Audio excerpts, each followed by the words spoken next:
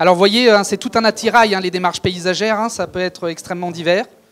Et à la fois, peut-être, pour initier, est-ce que ça fait écho dans vos réflexions, dans vos manières de penser et de vivre le territoire? Est-ce que quelqu'un veut réagir? Moi, j'ai plein de trucs à dire là-dessus. Moi, j'ai été très intéressé par cette reconnaissance du droit des fleuves. Ça, c'est quelque chose qu'on a oublié dans le passé. Et petit à petit, ces fleuves... Alors, c'est intéressant que ça a été posé à propos du Brouillon, qui est le cours d'eau le moins abîmé, je dirais, de la communauté de communes de Blaye. Mais c'est vrai qu'au cours du temps, on a voulu transformer, humaniser nos cours d'eau. C'est les ports, et puis c'est cacher ce cours d'eau que je ne saurais voir. C'est dramatique pour le Saugeron. Mais c'est aussi le cas du Grenet. C'est celui que je connais le mieux personnellement. Mais c'est vrai que la place du Moulin, qui se permet de dévier le cours d'eau, le tout d'ailleurs avec des lois qui lui permettent de le faire, qui sont des lois qui datent de plusieurs siècles et qui s'appliquent toujours et qui permettent toujours de pouvoir abîmer un cours d'eau. Mais aussi, des fois, avec la meilleure volonté du monde, on peut transformer un cours d'eau. Toujours sur ce Grenet, l'idée de mettre un verger sur l'embouchure du Grenet, c'est une idée qui ne va pas dans le sens du droit du fleuve. Le droit du fleuve, c'est d'être à l'air libre. Et ce fleuve, il est enfermé aujourd'hui. Il ne permet pas, d'ailleurs, de continuité écologique. Enfin, ce busage ne permet pas de continuité écologique, mais il empêche le fleuve d'avoir tout simplement sa fonction. Et ça pose une question sur le rôle du paysagiste. Il ne s'agit pas de faire un paysage qui nous plaît. Il s'agit d'aider à ce qu'un paysage naturel, dans le cas présent, en tout cas, puisse avoir le droit de se développer et rendre ce droit au fleuve.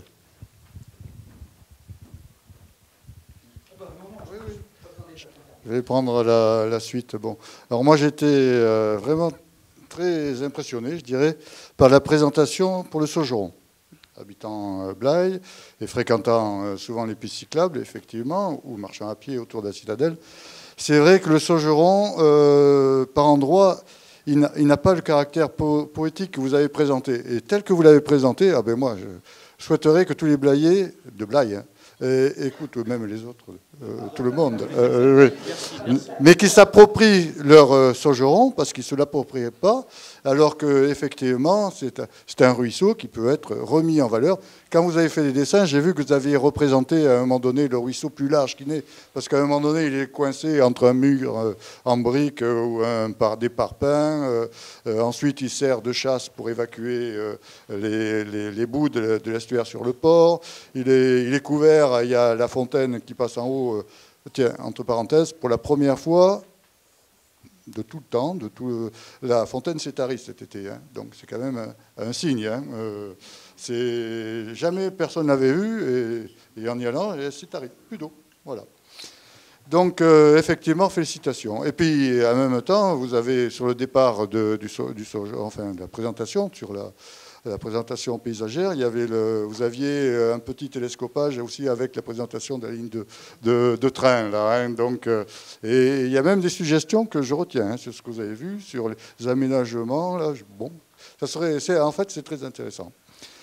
Ensuite, une autre remarque. Alors là, c'est sur la présentation du Brouillon. Bon, c'est un trait commun, vous avez dit, mais par contre... Je n'ai pas vu. Le Brouillon était quand même, historiquement, le Blayais est un pays quand même de culture intermédiaire. Hein. Le Brouillon était la limite entre le Languedoc et la langue d'Oil. Et c'est vrai que c'est un trait particulier.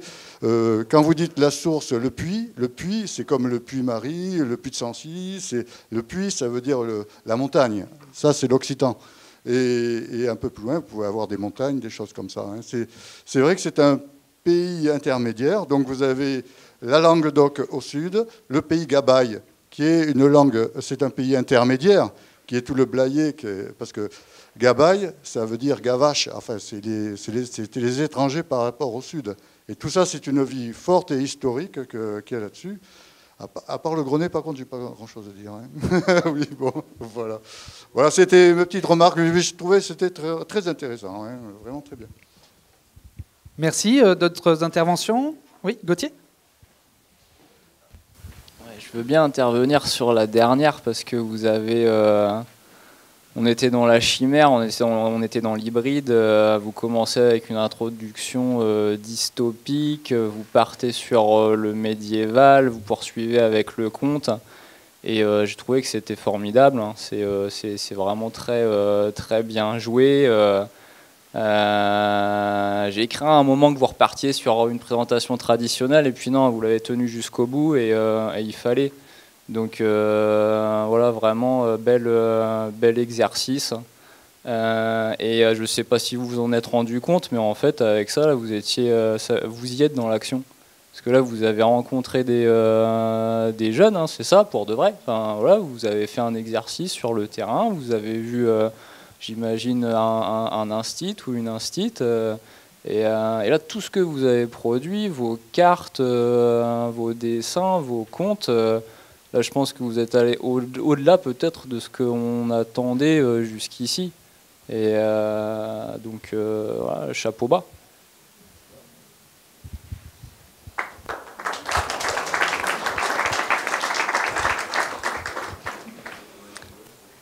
Quelques mots pour poursuivre.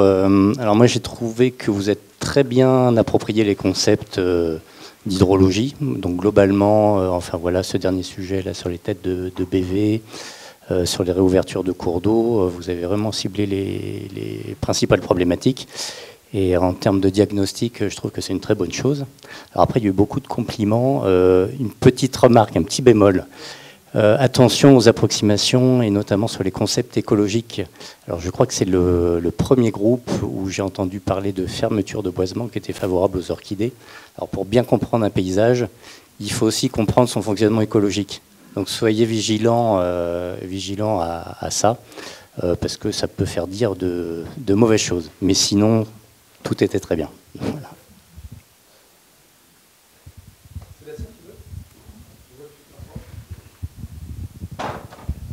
Merci. Bon, je ne vais pas redire tous les compliments de mes prédécesseurs. Juste une qualité exceptionnelle sur la dernière présentation, je dois dire. Faut reconnaître. Non, plaisanterie à part. Effectivement, vous êtes déjà dans l'action. Ça a été souligné par Gauthier. Le fait d'avoir déjà rencontré des jeunes, alors le lien est fait avec le premier bloc sur les chimères et sur les lutins maintenant. Je l'ai lu. Ça mérite autre chose que de rester au fond d'un tiroir. On se verra, si vous le souhaitez, par Grégory, pour peut-être en faire une présentation à l'école. Au-delà de l'école, on a un conseil municipal des jeunes qui sont très orientés aussi sur les aspects environnementaux, sur l'écologie, sur la préservation des ressources naturelles. Donc il y a à poursuivre le travail et il y a quelque chose de très bon, très très bon là-dessus. Donc je ne sais pas comment on peut se le procurer, se le garder, le reproduire, voilà. Mais on en reparlera. Merci en tout cas. Merci. Oui, je veux bien aussi donner la parole à des personnes qui ne l'ont pas pris et qui sont moins habituées à prendre la parole, juste pour avoir un ressenti. Non, pas nécessairement. Non. D'accord. Oui. Alors, Sébastien, tu n'as pas pris. Hein. Tu voulais le. Moi, j'ai beaucoup aimé l'approche en fait sensible et créatrice en fait que vous avez développée. Je pense que en matière de documents d'urbanisme, on aurait beaucoup à s'inspirer de toutes les illustrations que vous pouvez faire, qui ont un rôle pédagogique essentiel, à mon sens, pour bien comprendre ce que nous on couche et qui a plutôt une portée réglementaire. Oui, je sais bien. Ouais. Et je pense que c'est très important et je pense que dans l'élaboration de nos futurs plans locaux d'urbanisme, pour passer un certain nombre de messages, je pense que Il faut illustrer, il faut montrer, il faut décrire, il faut présenter les choses. Donc ça me semble très intéressant de ce point de vue-là. Tous ces exemples de laboratoires, d'études, montrent aussi pour notre territoire sa qualité. Et parfois, habitants plus anciens ou plus récents, on la perd de vue. Et on a une richesse paysagère, environnementale, écologique qui fait la qualité de notre cadre de vie. Et c'est ça qu'on doit défendre dans nos documents d'urbanisme. Et c'est ça aussi qui fait, sans parler d'attractivité, le fait qu'on veuille rester habité sur ce territoire ou que des gens veulent venir habiter sur ce territoire. Donc ça me semble important. Et donc c'est vrai que les paysages, c'est à la fois des émotions, c'est des ambiances. C'est ce qu'on décrit un peu dans le SCOT, mais c'est pas évident de le dire dans un document d'urbanisme. C'est plus facile de le dire avec un... Voilà, exactement. Mais c'est exactement ça. Et puis c'est un rythme. Donc effectivement, en fonction de la manière, si on passe en voiture à 120 sur la 10, c'est pas de la même manière qu'on découvre le territoire que si on va sur la route de la Corniche et qu'on se balade à pied, par exemple. Non, mais voilà, ça va pas être possible. Je sais bien que c'est pas possible. Je sais bien que vous voulez pas, mais je sais bien que c'est pas possible non plus. Vous inquiétez pas. Et puis moi, ce qui me semble aussi important de dire, c'est que le paysage ou la nature, ça reste un bien commun.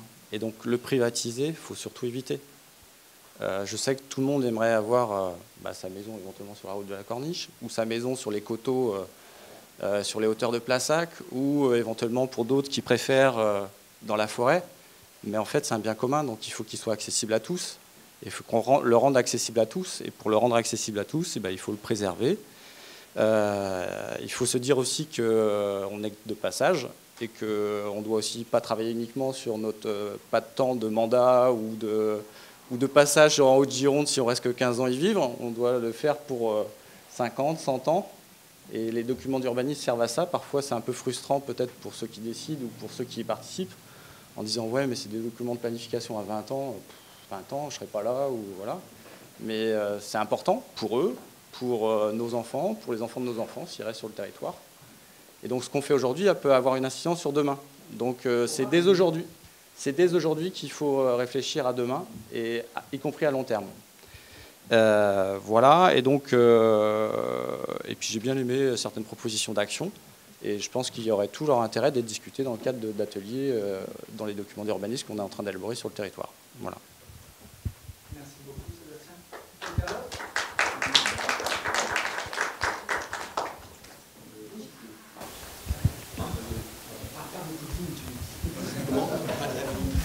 Non, je ne vais pas parler de la vigne, mais le dernier groupe a mis le doigt sur quelque chose d'important. Disons, c'est le grave problème de la monoculture. Actuellement, il se passe une crise viticole qui représente un peu celle de 1902, où les gens ont été obligés de faire autre chose. Moi, je peux en parler parce que moi, une partie de ma famille est partie au Chili au moment du phylloxéra. Et après 1902, il y a eu une grosse crise viticole qui est devenue avec les plants greffés qui étaient beaucoup plus productifs que les plants directs.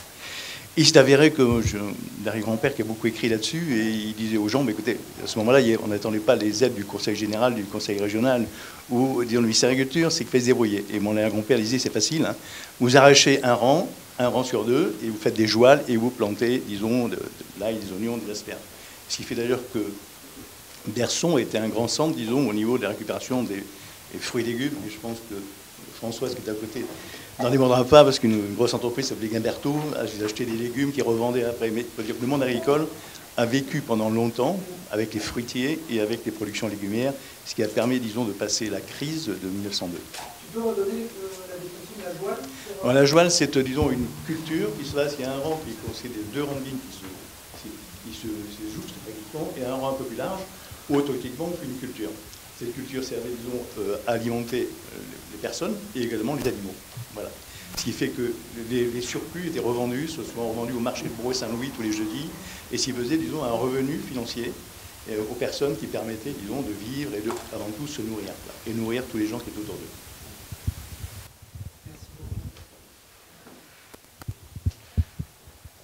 d'eux. Une autre réaction? Les étudiants, oui, n'hésitez pas si vous voulez, parce que là, c'est sûr que vous êtes en bloc, en plus, c'est pas Vous êtes debout comme si vous étiez jugé, alors que c'est pas du tout ça. Les dispositifs spatiaux, c'est toujours difficile à maîtriser. Vous voulez intervenir? Je sais que c'est très impressionnant aussi. Hein.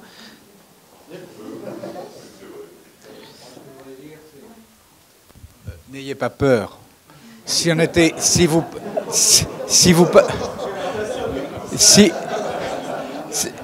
vous passiez votre examen là maintenant, on vous l'aurait tous donné. Alors, yeah.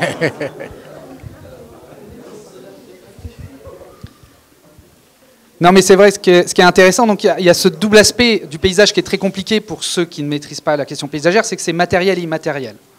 Et donc on est toujours sur un jeu qui est parfois difficile à maîtriser pour d'autres professions, et ça amène en fait certains sujets, pas en rentrant dans le dur, mais en donnant toute la chair un petit peu et tous les questionnements que ça vient imbriquer dans le complexe socio-écologique. Là, je le dis à l'attention de mes étudiants. Et ce qui offre une diversité en fait d'outils, et la part en fait de créativité du paysagiste, elle est aussi là en fait, dans l'invention des outils. Parce que les outils doivent être adaptés à la situation. C'est pas la situation, enfin c'est pas un outil générique en fait le paysage. C'est pas possible. Voilà. Faut toujours que ça soit adapté. C'est situer le paysage. Alors, oui. C'est pas une intervention, comme tu veux les faire parler, je vais leur poser une question. Peut-être qu'ils répondront. Je ne sais pas quelle image vous aviez avant de venir sur le territoire et quelle perception vous avez aujourd'hui, maintenant que vous avez appris à connaître ce territoire. Qu'est-ce que vous en ressortez en termes d'organisation, en termes de qualité, en termes de la manière dont ces habitants ou ces acteurs l'appréhendent? Enfin, voilà, de manière générale, je sais pas.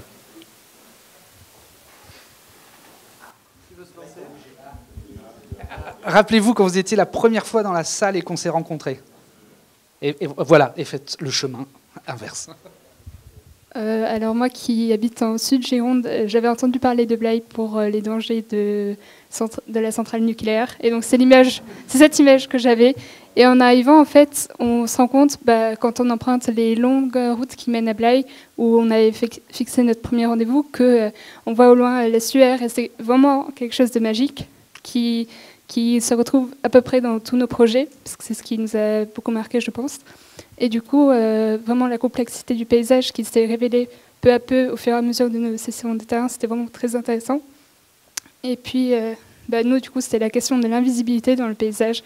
Et du coup, nous, on avait eu un peu de mal pour notre enquête sociale, mais c'était quand même intéressant, du coup, peut-être d'avoir une action sur rendre visibles certaines choses que les habitants ne voient plus, mais qui existent toujours. Pour la part des Saugerons, enfin du groupe du Saugeron. Quelqu'un d'autre veut intervenir? Et encore, vous n'avez pas fréquenté nos guinguettes au bord de l'eau. Je leur en ai parlé.